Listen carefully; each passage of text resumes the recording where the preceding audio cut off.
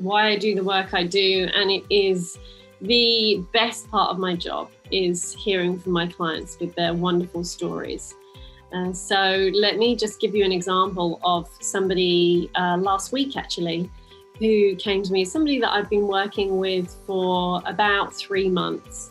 And he came to me originally because on the outside, he was incredibly successful. So he had a wonderful job, he had a lovely family, he had a beautiful house. He, by all looks, he would have had the perfect life, but there was something which was not in alignment with him.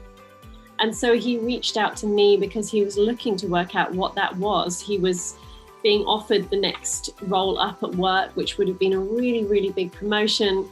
And there was something inside him which was just feeling that perhaps there was a contraction in him, and he was feeling perhaps that wasn't what he should be doing. We all have these little signs, don't we, throughout our lives, where we're just being nudged. Is this for you? Is this for you? Is this the right way? And so we did some really deep work together, and we looked at his values and his identity, and we did some work in hypnosis. And out the back of it, he found some really deep beliefs for him, where he realized that what he was striving for wasn't actually what he wanted, that all of his life he had been trying to push harder because he had some underlying beliefs that he wasn't enough. And so once we uncovered this together, he was able to really step in and embrace life on his terms. So he went out and he bought a whole new wardrobe of clothes. He signed up for the golf lessons, which he had been procrastinating about.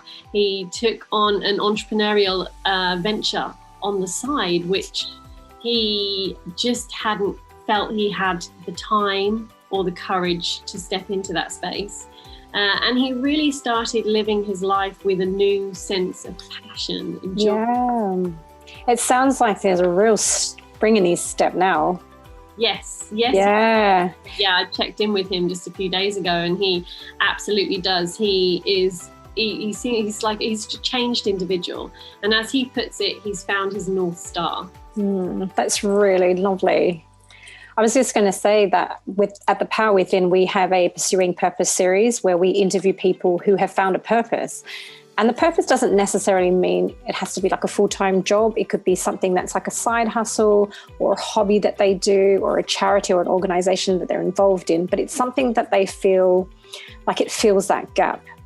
And so it feels like for him, he had all this success, family, everything else, but there was obviously something missing, whereas now he's just filled this gap. And it could purely just be the fact that he just wants to play more golf or, do something that he absolutely loves to do. But you need to I feel like sometimes when you have a really stressful job, you need to find that nice balance where you do more of the things that you love so that the stress doesn't become too much and unbalanced. Absolutely. Yeah. I think for him that he needed to feel enough exactly as he was. He actually realized that getting that next promotion up wasn't going to provide that for him.